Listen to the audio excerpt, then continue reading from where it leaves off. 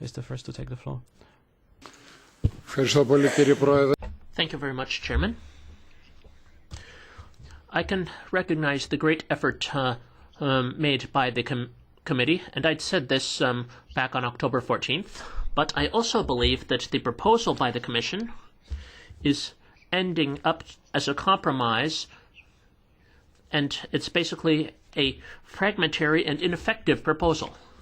I'm afraid that the final proposal serves the needs of the Commission's bureaucracy more, that is, for every commissioner to safeguard a field of activity for himself, whether it's cyber security, cybercrime, or cyber war, rather than creating an overall European solution that will ensure safe information networks for our societies and our economies, and which is something that they need.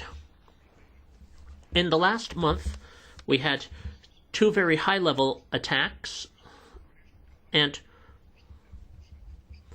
we imagine that the targets know how to protect themselves very well, but what was clear was that the size and the consequences can't be considered isolated national issues.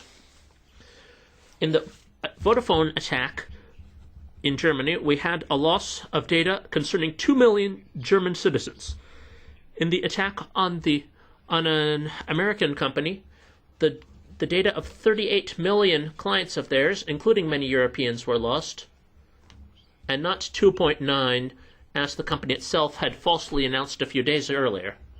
And mainly the hackers gained access to the original programming code, which would allow them over the next few months to engage in very much more targeted and massive attacks. I'm afraid that in such a situation, the solutions that the Commission are choosing may serve the interests of the Commission itself and cover the strongest member states, which have or think that they have their own stronger mechanisms to protect the internet. However, as any expert can tell you, the security of a computer system is exactly the same as the level of security of its weakest link.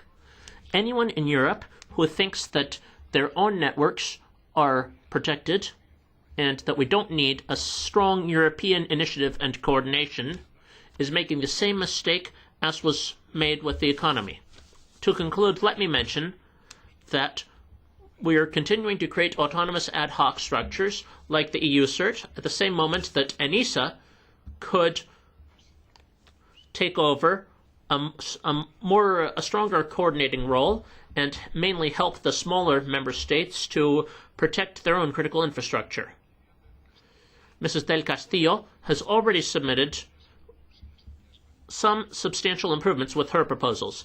In the same direction, with everything that I mentioned, my amendments will also provide a contribution, and I hope that we don't find all of a sudden the deep internet coming to the surface of our economy with bitcoins and software torts emerging as well. Thank you.